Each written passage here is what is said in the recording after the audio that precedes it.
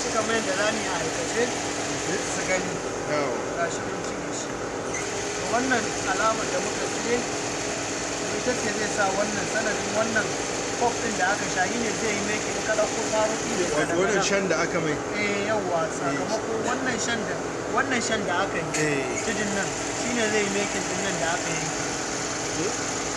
Wannan shan da aka yi yawwa zai zama yawwa shine zai yi madadin nan. Zai zama madadin nan.